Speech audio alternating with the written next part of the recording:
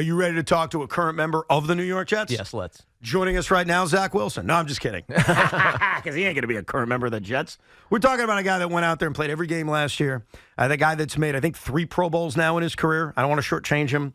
And that, of course, is CJ Mosley. CJ, Tiki Barber, I'm Evan Roberts. Thanks for coming on. How are you? Thank you for inviting me. 5 Pro Bowls. Yeah, 5. I was going to say that sounded short. You know what? You know what? I screwed you. That's my mistake. 5 Pro Bowls. Yeah. You've made how many with the Jets? 1 with the Jets, 2 with the Jets, 3 with the Ravens? Is that how we break it down? 4 with the Ravens, 1 with the Jets. Okay. Yeah. Fair enough. Let me ask you this. Woody Johnson, the owner of the team, spoke last night. He said, we need a backup quarterback. Do you agree with the owner that that's the big fix for next year? Just get a backup quarterback? It's hard to say, but at the end of the day, everybody needs a backup quarterback. So to that point, yes, we definitely need a backup quarterback. But other than that, it's about the process. You got the draft coming up, free agency, all those things. So the team's every year the teams look different. So we just have to take it from there once we get our full team together. CJ, how crazy is Radio Row out there right now? Because you're sitting on Radio Row, aren't you? Yes, it's very active. I was here yesterday morning, flew in yesterday morning, got a little breakfast and came straight to Radio Row on behalf of Campbell's. So that was really, really cool and obviously really important to be a part of. Yeah. But yeah, just seeing, former, current athletes. I saw Donovan Renal walking around, see everybody representing their different brands. So, right.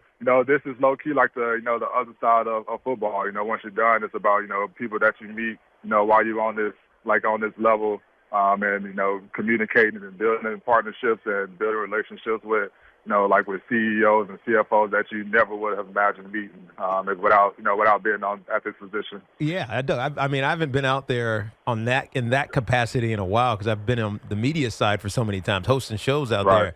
But do you enjoy this? You enjoy going through this process during Super Bowl, especially because your team obviously is not playing. Like most of these guys' teams, obviously none of these guys' teams are playing. Is it enjoyable or is it like, man, I wish we were there? I mean, it depends how you look at it. Like, obviously, I'd rather be, getting ready to practice right now than, talking to a lot of radio stations. But but at the end of the day, like, if I was here, I'd still be doing that. But so yeah, that's right. It's true. It's a good point. So for me, it's I'm here on business. This is me, branding myself and me and my business partner. The past.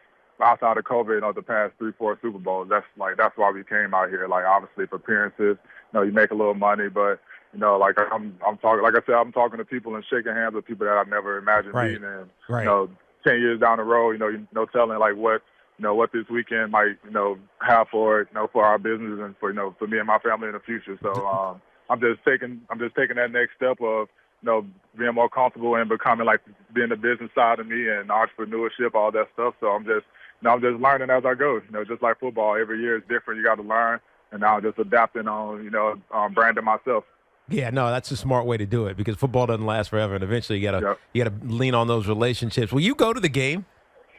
No, I'm still holding off on that. I'm waiting till I'm in it for the first time. So right. Hopefully that's we get there before I retire, and if not, I might never see a Super Bowl. Yeah, well, I mean, let's talk about that because.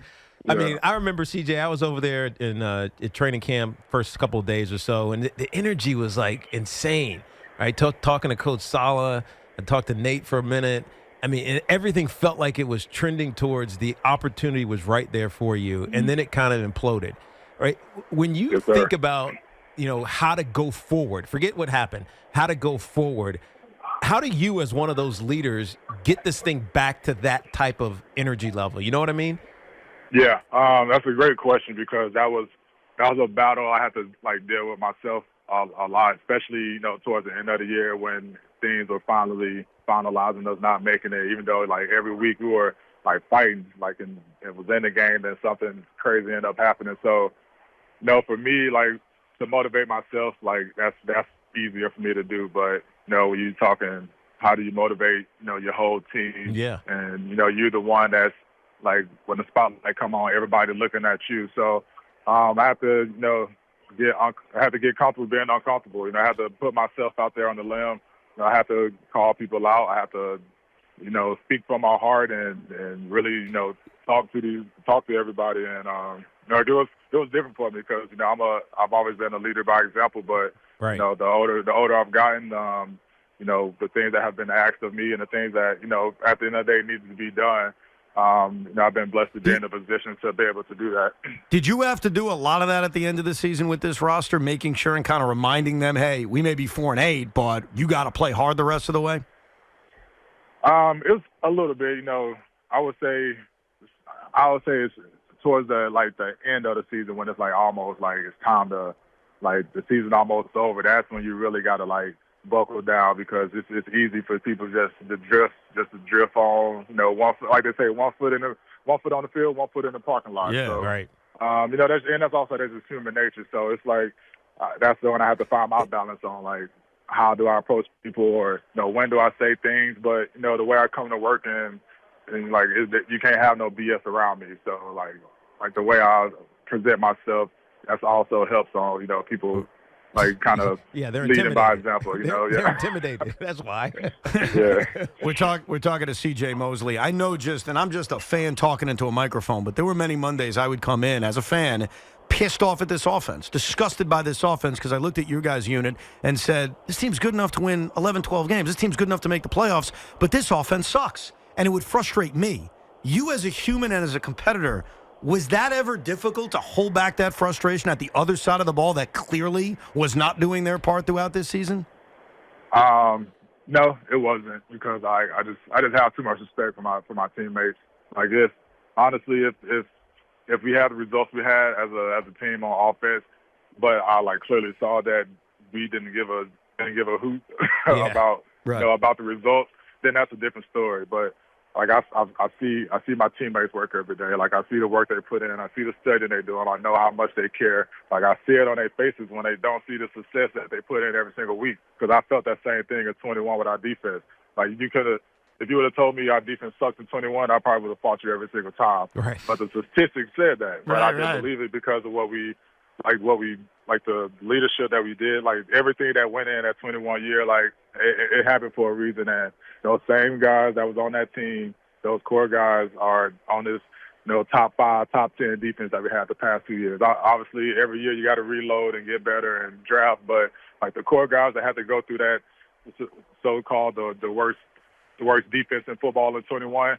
Now we one of the best defenses in football from those same guys. So it's all mental and it's all how you can handle that mental toughness, that mental focus, and being able to control what you can control no matter what happens. So I believe in my offensive guys. Obviously you're gonna have changes and things gonna happen as far as injuries and coaches, but if you have enough guys that really believe and want to change and do the right things, then it's going to happen. CJ, talk to me about Coach Saleh and, how he is handling all the distractions, right? It felt like so much noise this year that it almost becomes hard to do your job. You know what I mean? Because you get into the media session and they're asking you about things that aren't football related. Mm-hmm. How do you manage that? How do you mitigate that? And what does Coach Saleh do to help mitigate that? He's a human just like all of us. The stuff that he has to go through on a weekly basis, being a head coach in New York, I couldn't imagine. Every single time it's about something, like you said, especially when it's off the subject and not about football or the opponent or how to get better. Then it's why are we talking about this? But that's just the nature of our football team and our business being in New York. That's just going to happen, and it's something that you have to accept. And that's things that we talk about. You just have to understand. If you come to New York and you have a name behind you, you got some stats behind you, and you're not winning, you're going to become the victim. So it's just about understanding that, respecting that people are going to do their job. They might try to do it a little harder than others, but at the end of the day, what can we control as coaches and players? That's what we do on the field. That's how we come to work. That's our mindset and our preparation, and going out there and showing the world that we're a good football team and a disciplined football team. So, as long as that stays our main goal, and we handle the tough questions and the tough ask and the tough situations as a family and respectfully and together, then that stuff will just become noise and it'll get laid to the side once we start winning. Did you think Aaron Rodgers was coming back this season?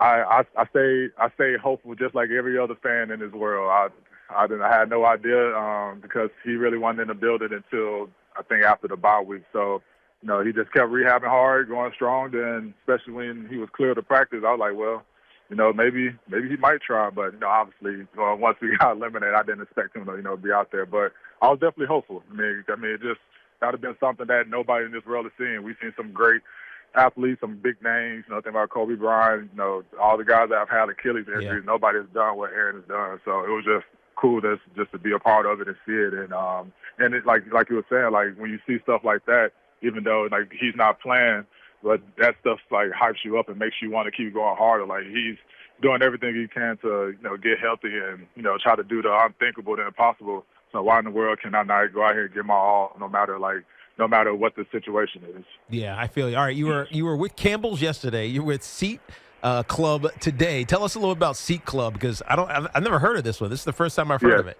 So it's been out a few months. I'm very excited to talk about it. So my business partner introduced me to the owner of CClub, Colin. So CClub is a subscription-based ticket sales. So you think about Ticketmaster, you think about StubHub. All these type of companies make their money off the fees. So you think you got a nice price on the ticket, but you go to checkout, you have hidden fees and upcharges, and that's how they make their money. So with CClub, you pay $99 for 1 year, and with the promo code CJ, you get 57% off, which is my football number. So, nice. So yeah, pretty catchy. So the idea is once you subscribe, that's the only way CClub makes money. So now, nice. you want to come to the big game last minute. You fly in town. You buy as many tickets you want, and you just pay that exact price. So you save up to 30 to 35% off that. Very cool. Just from not paying from upcharges and fees. So if I buy a ticket to see the Jets next year, because the salary cap confuses the hell out of me, and Tiki always tells me it's fungible, but I think this is the last year of your contract. Do you expect to be on the Jets? Do you think that there could be salary cap cuts? Like, what are your expectations? Will you be a Jet next year, CJ? That is my plan.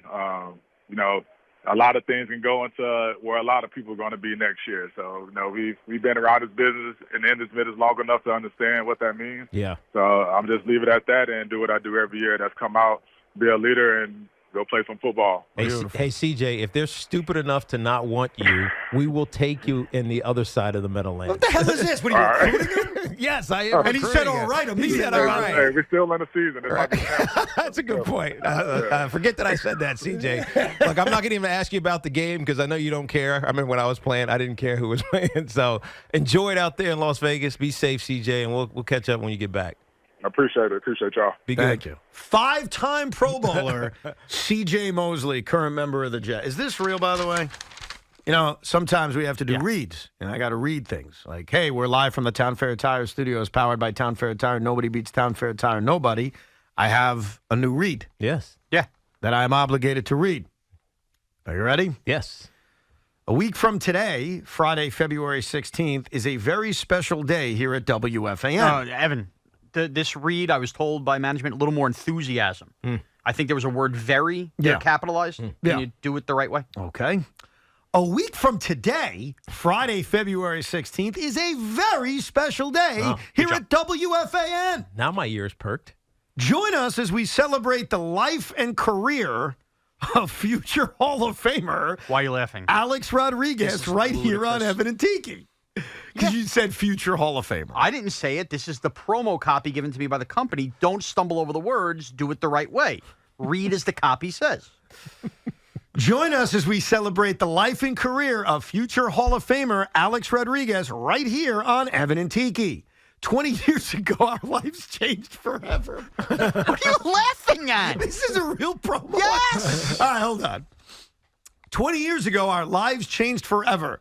They changed for the better when a baby-faced baseball hero named Alex Rodriguez came by the grace of God to New York and helped take a borderline washed-up core to the eventual finish line in 2009. We say thank you to Alex as finally his number 13 will be retired and never worn again right here on Evan and Tiki. That's Friday, February 16th, live on WFAN, WFAN FM, and streaming live on the Odyssey app. Well done from our new PD. Yeah, so Thank you. That was made official yesterday. Sean's big decision is we will be celebrating A-Rod Day a week from today right here on WFAN, and I guess as part of this, I'm obligated to do reads. Yes, you are.